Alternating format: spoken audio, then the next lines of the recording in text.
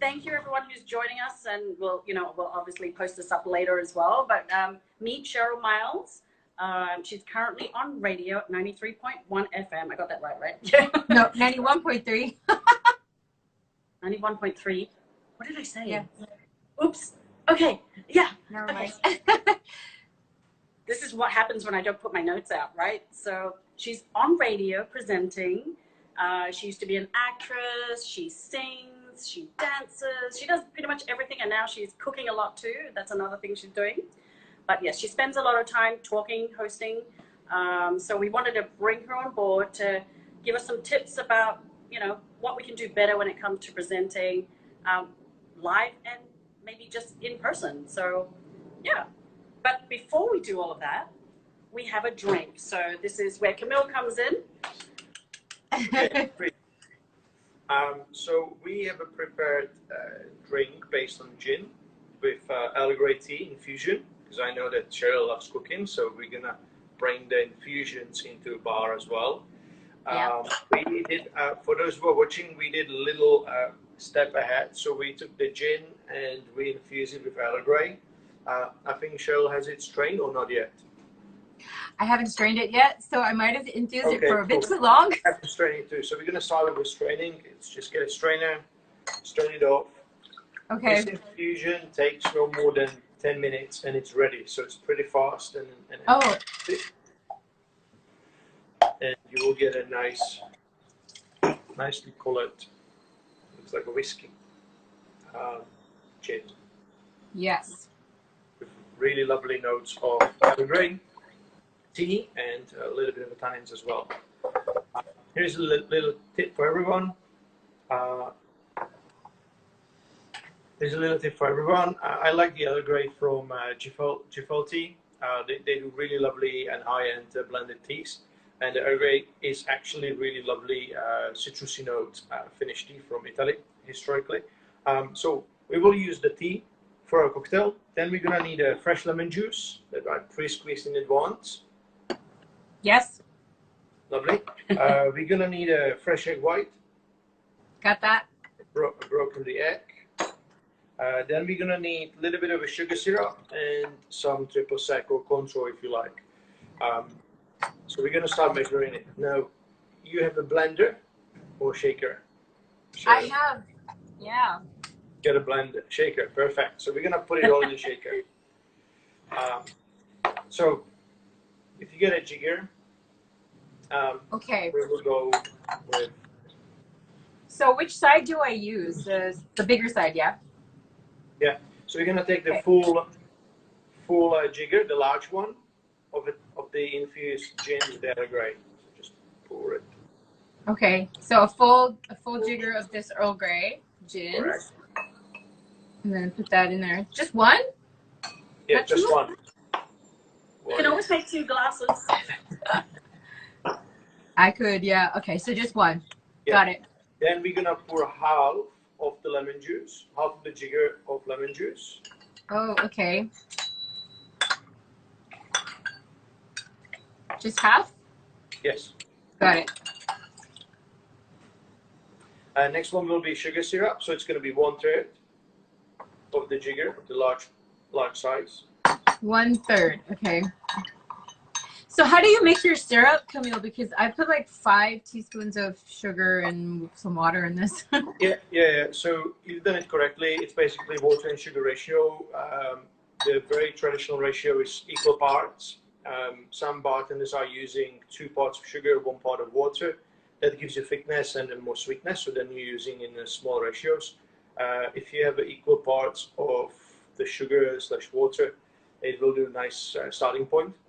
And then you can adjust the recipe as we go based on the sweetness that you feel you have liked. Yeah. Okay. You're gonna add contro or triple sec, whatever you have, and it's gonna be 1/3 of the large jigger. Okay. Wow, I haven't even opened this. Can you believe it? It's brand new. Nice. There's so many cool things in my bar that I haven't really. Ooh, that might be too much. What do I do with the extra?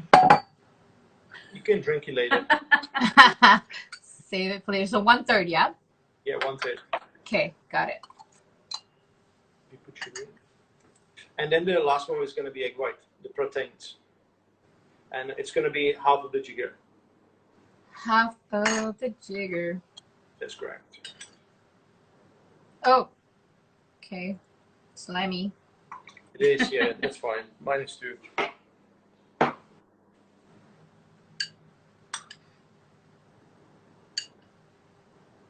So half of a jigger is about 2 tablespoons that I use for cooking. Okay, so it's fine. It's perfect. Tablespoon. All right. Figure it out. And now we're gonna close it. So we're gonna Do I close need the the shaker. ice? Pardon? Ice? Not yet. Oh, A little okay. later. So Okay. we're gonna close the shaker, and we're gonna hold it up and down in between the hands, because we don't have ice in it. It will create a little bit of pressure, so it might tend to open on its own. So we're gonna shake really hard, and as you hold the shaker, just Like up this? and down. Yep. Oh, perfect. up and down? Yeah. I made a mess already. That's okay. Just hold it tight. Just hold it tight. Oh gosh, okay. I did not know that. Yeah. Oh gosh, it's leaking everywhere. Yeah. So you're gonna open the little lid on the top, Yes. just to, yeah, little one, and then close it again. Okay. And we're gonna shake it again. Bartender fail. Oh gosh. Yep. I'm splashing myself with egg white and everything. No, you'll be fine. Don't worry. So that's about it. And now you just get a couple of ice cubes. So open the shaker from even the second part, the middle part, because you're gonna have to put ice in it. Oh, okay. Can I get ice? Sorry. Give me a sec. No worries. Now,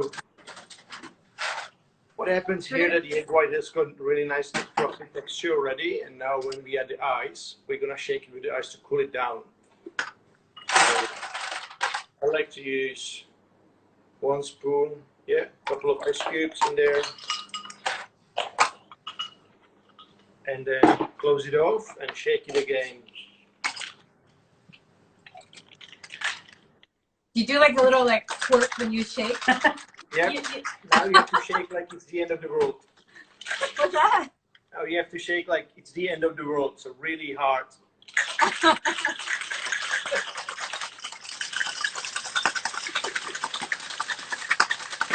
Okay, I think we are good. Open the small lovely top. The top one? Okay. Yeah, and just strain it directly in your glass. Yeah, because you have a strainer, it will go nicely out. So I don't have a strainer, so I need to use a strainer. Ooh, I look semi-professional. I think I got it too big a glass, didn't I? That's okay. You can always put ice later. Oh, there's still more in there. Squeeze it out. Give it to me. Okay. I think that's Lovely. it. Yeah.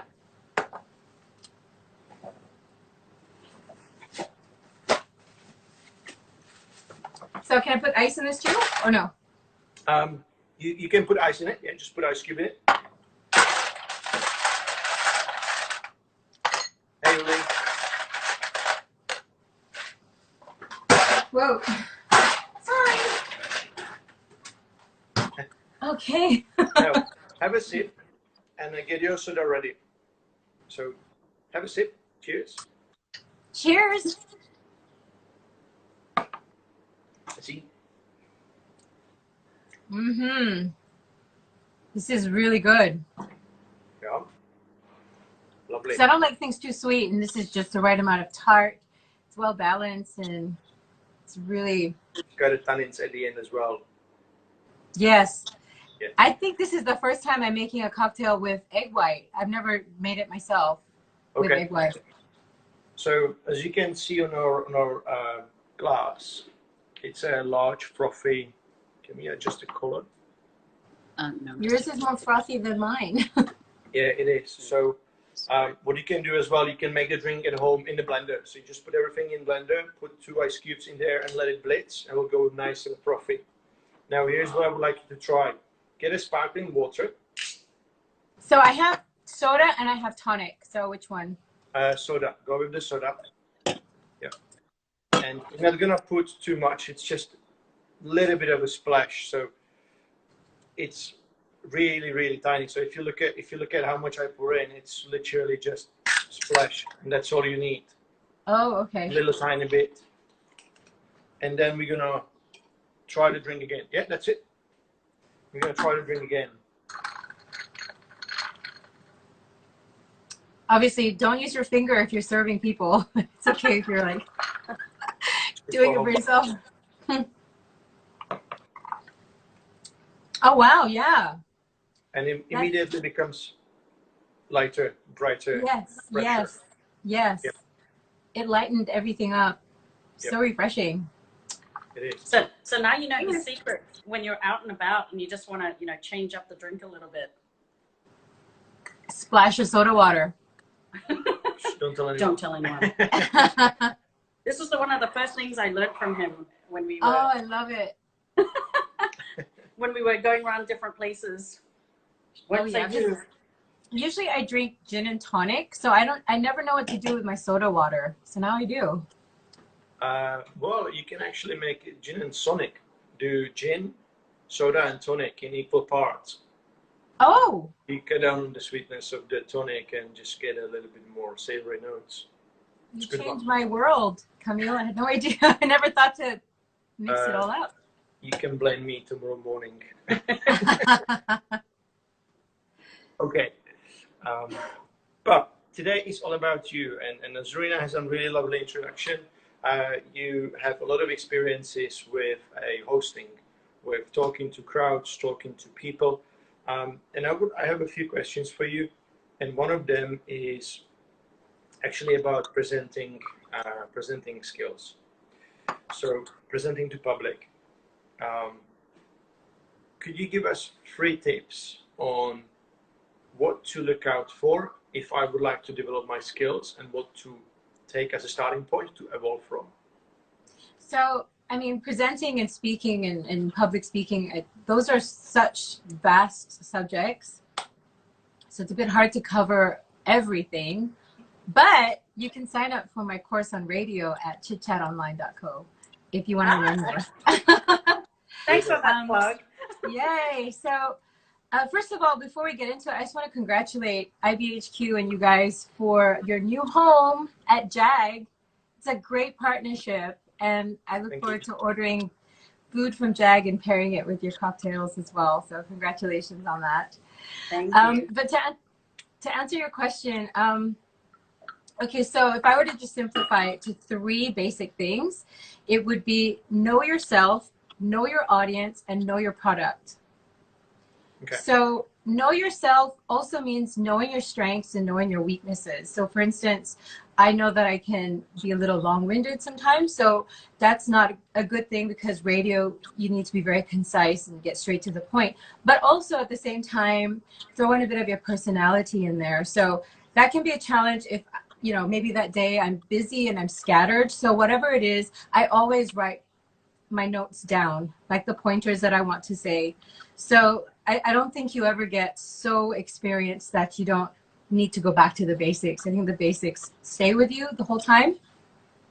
So knowing yourself is also knowing your quirks and knowing like your own voice as well. So sometimes I might wake up and my throat is a little dry, or you know, maybe I didn't get enough sleep or something like that. So I need to know how to deal with those issues when I go on air or when I'm doing a voiceover.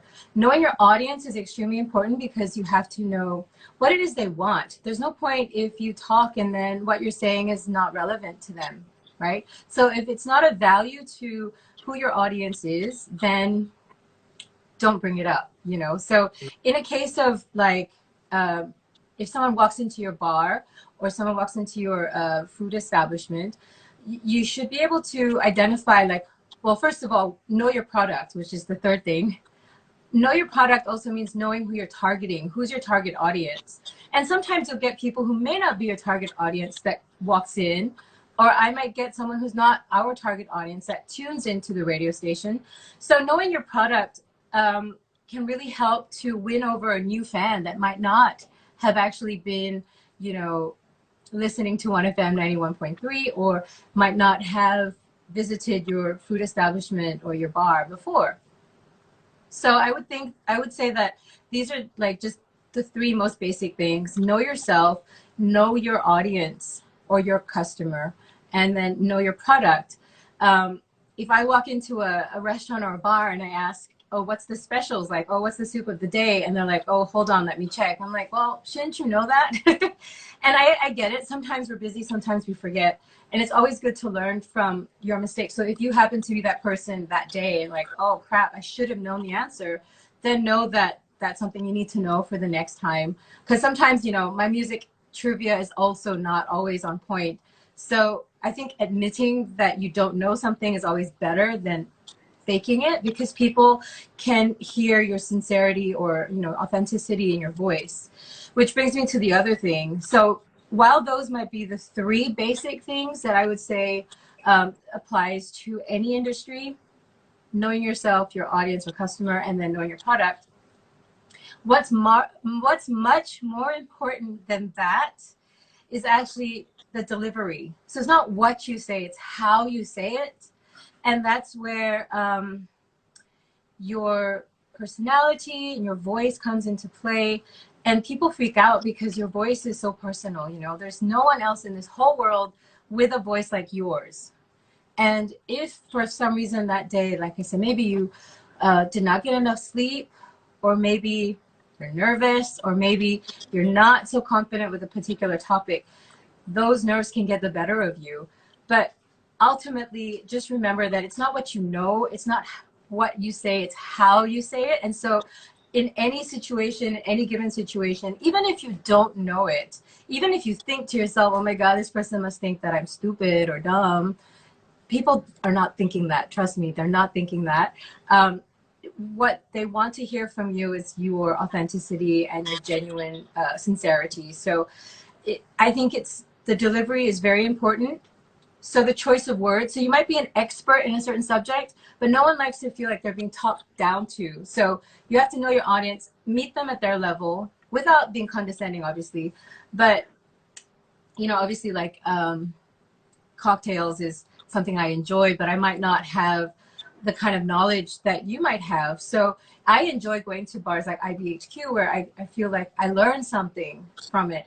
But if for some reason, you know, the message was delivered in a way that made me feel like, oh, I should have known that, then I guess I wouldn't receive that message so well. So it's the same with anything, you know. You want to treat the person as a friend and impart some knowledge and share, you know, your passions with them. So I also think that when it comes to speaking, it's not just the message you want to impart and how you say it. If you go into greater detail, you can even talk about, you know, pausing for effect and slowing down your pace. So like I remember in school, and I think everyone can relate, when you have a lecturer speaking about a specific subject, and they're just rattling on, da, da, da, da, da, you know, this plus this equals that, and it just flies over your head. And that's because they're speaking too fast, and you don't want to do that. So you want to be able to pace yourself when you communicate with people, and make sure that what you're saying is understood as well. So that might be speaking slower. That might mean choosing a different word for them to be able to, you know, understand what you're saying. So can I summarize it that it's more of a choosing the right words and using the intonants, like a storytelling when you read a story, using the pauses and importance with raising the voice. I'm highlighting it purely because I'm judging cocktail competitions all the time, and the bartenders don't know how to present. Great that you've actually highlighted the three main things, because they very often know the cocktail that they present, which is the product, as you said. They know themselves, but they don't know the targeted audience, which are the judges. Right.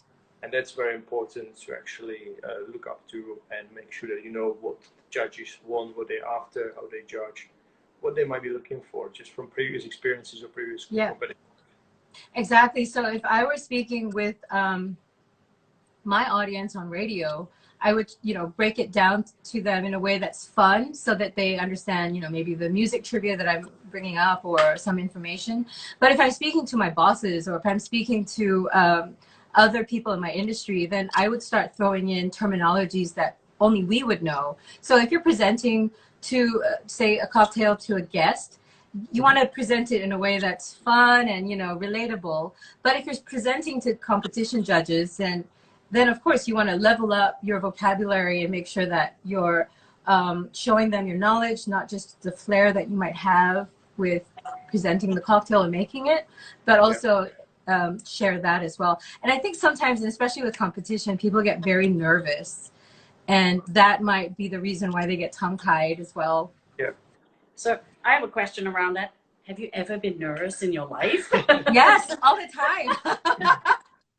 Because, obviously I've known you for a while now and you're very bubbly. You come out and I guess you feed on people like that as well. But you must have started off at some point with that, was it back in the dance and singing days competition for you?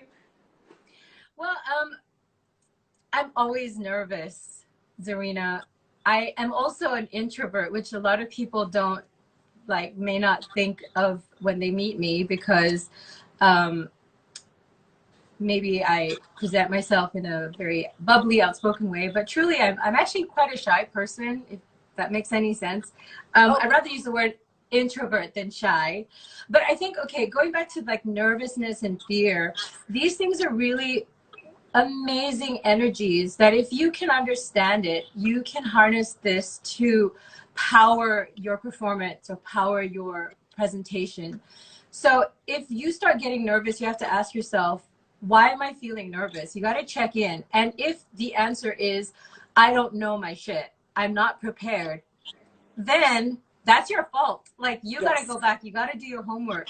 And if you have done the work, and that's key, right? We're all professionals in our industries. Yeah. So if you've done the work and you know your work, then it's something else. Then the nerves is something else. And so coming from a place where I've been in competition, in various stages of my career, so I understand how nervous that can make a person feel. A lot of times, if I were to speak from personal experience, because I think I'm a shy person or an introvert, and it's proven by a DNA test, by the way.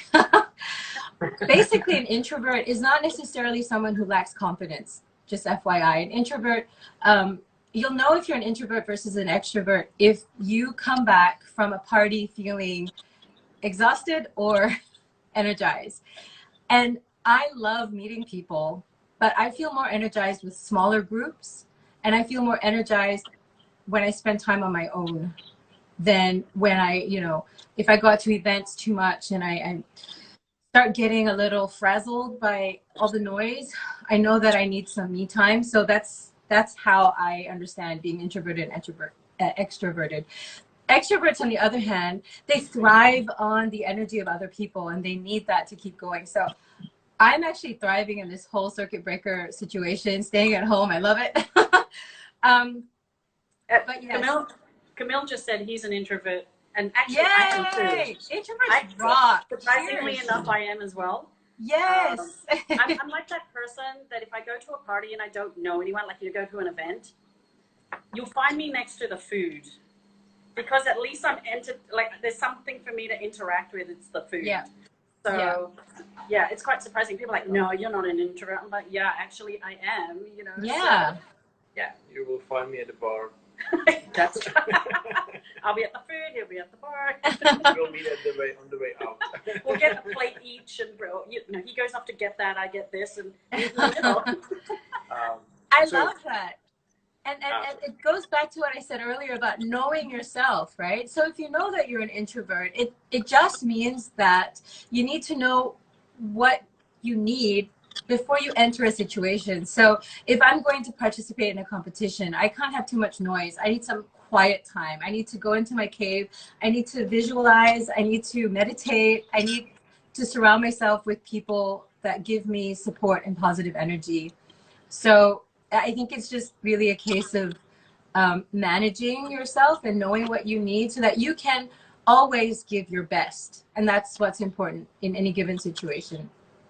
But I think being nervous and having butterflies is a good thing because it keeps you on your toes.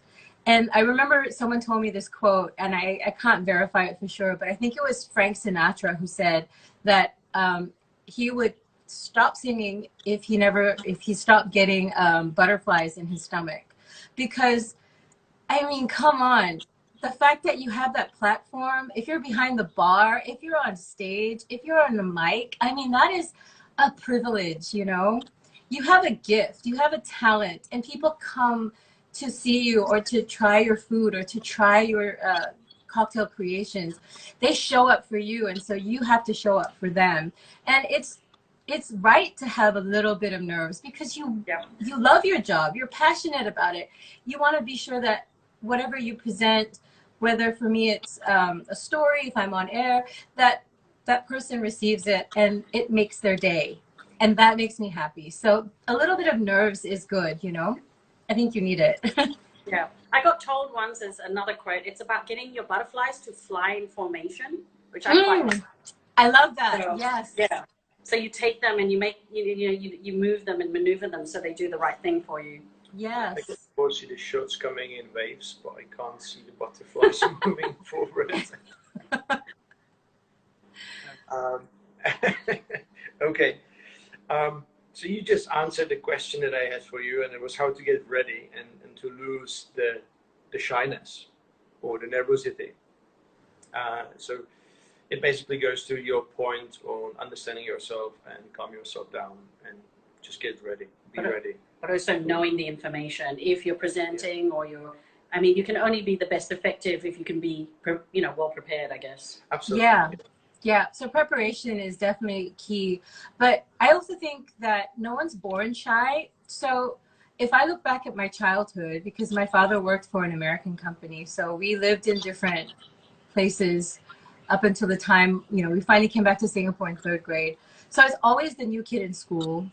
I always stood out, and then we lived in the US. People made fun of me because I was Asian or I spoke like a Singaporean. And then I came back to Singapore and kids made fun of me again because I had like an American twang. So I think I became rather withdrawn just because I felt a little self-conscious. And that's, I guess, how I became shy. Mm-hmm. But shyness is not a personality trait. I think sometimes it's your experiences. Yeah. And then when you're when you're thrust into a situation, and maybe it brings me back to like, oh my God, first day of school, and I'm, always the new girl in school. So when I show up at parties, I too get a little social anxiety. But when you recognize, that it's not, oh, I'm a shy person and that's it, end of story. I'm never going to be, that girl over there who's like the life of the party, or that person over there who's like killing it on stage. I mean, then I would be so self-limiting, right? And even though I'm shy and even though I'm introverted, I made a career out of being on stage and out of speaking to people. So I think that no matter where you come from, no matter what might be going on in your head, you can break out of that shell. And I'll share this with you because I think it's important, because my reasons for being shy in the past also had to do with a lot of negative self-talk. So I'd walk into a situation and I would be telling myself things like, nobody likes you, or you're going to say something stupid, you better not say anything at all. And it's not coming from other people. It's my own head. So if you feel like you're suffering from shyness because of negative self-talk, then this is something I would like to share with you. You can try, write a list of all your wonderful traits, things that you feel awesome about. Like, I'm an awesome friend. Maybe I don't talk a lot, but I'm a great listener. I need you to write all of this down and practice some self-affirmation every day. If you need to, go to people you trust, people who love you, like your friends, your family, and ask them to tell you, like, what they like about you, because I think being confident is not something that someone has and you don't. It's a skill, and if it's a skill, you can learn it. So this is one way to overcome those insecurities, is to practice self-affirmation every day. And like, I mean, you look at yourself in the mirror and you go like, hey, you're awesome. It helps because you're awesome. And you are awesome. So yeah. Yeah. So having a positive outlook, that's always a good one. Yeah. So that's why I said you have to check in with yourself. Why are you nervous? Is it because you're not prepared? If you're not prepared, go get prepared.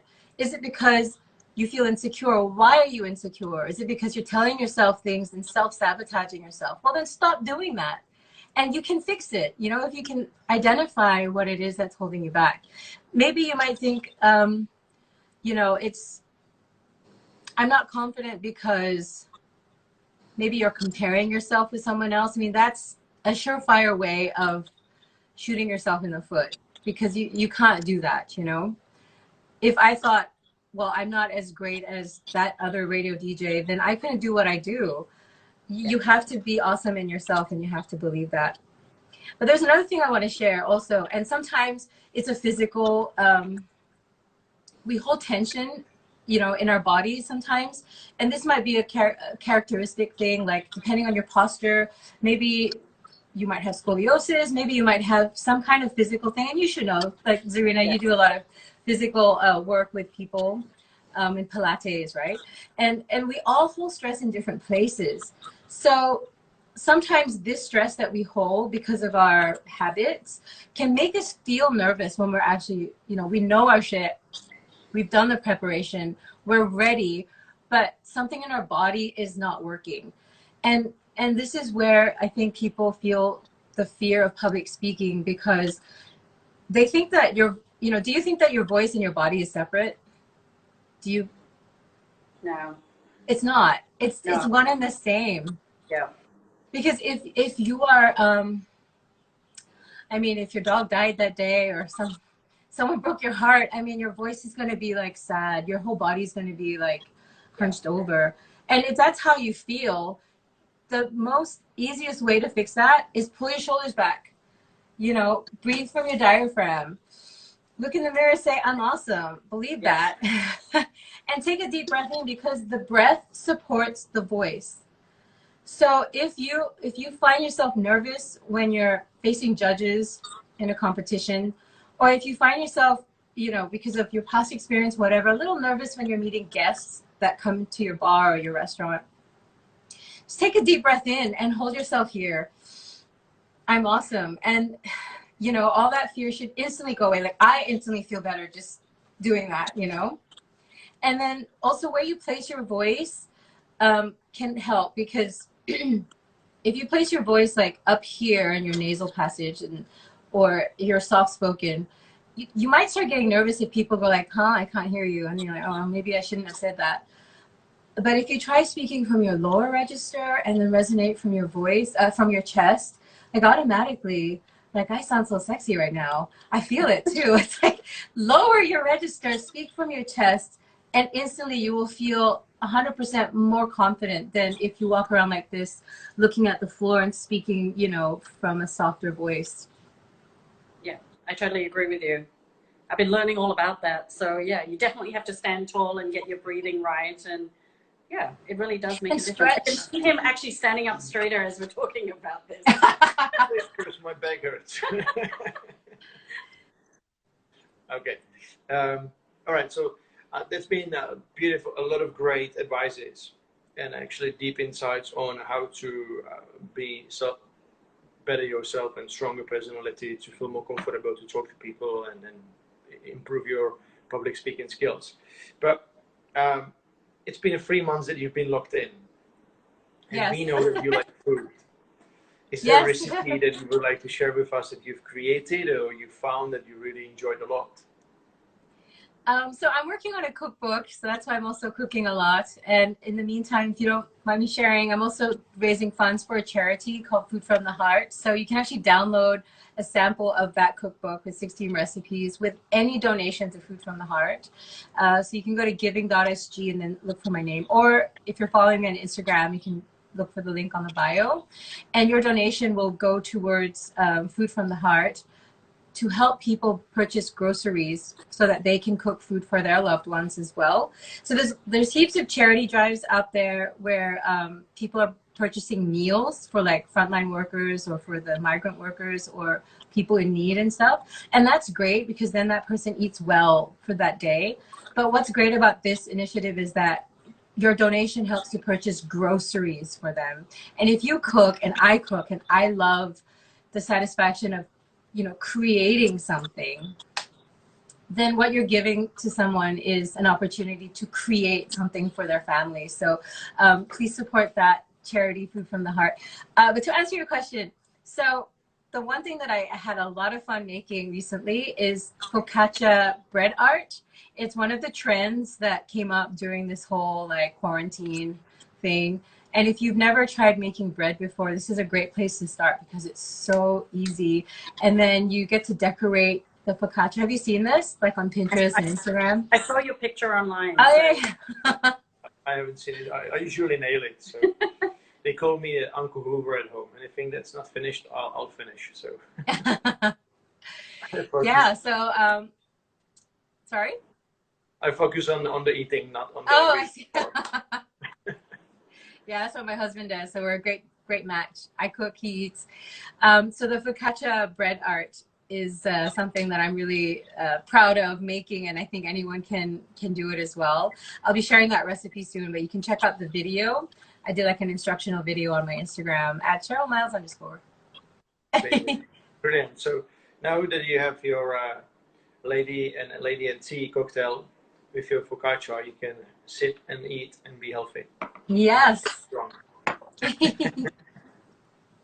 Lovely. I usually like to wrap. Have you got many questions left, or? I'm actually okay, but if you have any more, go. So I usually like to wrap up with, you know, is there a book that you're reading or have read that's really changed your life in any way, or something you'd like to recommend to people? That's always an interesting question to ask people because everyone's got totally different things. Yeah. Well, I am reading a book now, but I haven't finished it to give you a full review of what it's about. But the one book that I would say has changed my life, and full disclosure, it's actually a Christian book. It's written by a pastor, but if you ignore the religious parts of it and just, you know, take from it what he says, like, it will change your life. It's called wow, you caught me off guard and I have to like remember the name of it. It's called something about living with purpose or finding your purpose. And I struggled with finding my purpose in what I do, because for me, it was just something that I guess I thought was a series of accidents, but obviously it wasn't. You know, it was a dream that I pursued and all that. But in this book, and I'll summarize it real quick, he says the shape of your heart basically defines your purpose for you. And it's an acronym. So SHAPE stands for your spiritual gifts. So spiritual gifts are things like, you know, are you a healer? Do you heal people with your words? Are you a leader? Because we're not all of us, you know, gregarious and what. Like, we all have gifts. So what is your spiritual gift? So that's one. And then H is, H, I forget. A is your attributes, P is your personality, and E is your experience. Oh, H is your heart. So what do you have a heart for? So I have a heart for food, obviously, or do you have a heart for children? Do you have a heart for animals? And when you start to reflect on all these things, your spiritual gifts, what you have a heart for, your attributes, your natural attributes, right? Like, there's no point wishing I could be a ballerina. I mean, I love dancing, but that's a different sort of technique. So you got to get real with yourself.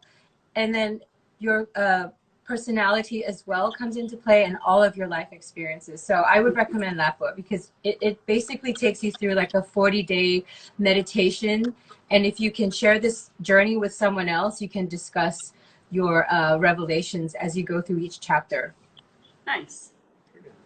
Thank you. It's for by that. Rick Warren, by the way. Sorry? Rick Warren. Okay. At least you've got the, so people, yeah, there's an author, you can go search it up, you know. Yeah. So, yeah. Sorry to put you on the spot like that, but sometimes that's a Great question. I'll I'll share that book later if, you know, I'll go get it. It's on my bookshelf somewhere. So, Lovely. but again, thank you very much. Really appreciate your time. Thank you, Zurina and Kamil. Thank you, guys. This was fun. I learned how to make a cocktail. Look Lady how and much is tea. left of Camille's drink. Oh, it's finished. Well, I have tea all the good ingredients to make another Go one. So. one more. You can just hand one to Matt after he finishes his exercise. Yes. Say hello to him for us as well, and have a lovely evening. You too. And Thank you, hopefully we'll guys. see you soon. Indeed. Thank you for all the tips, and looking I forward hope to that was getting helpful. over the Zoom, having a date night. Yes. Speak soon. Bye. Stay safe, guys. Stay well. Thanks. Bye. Bye. Thanks for watching, you guys. Yeah. How do I leave? We'll close it.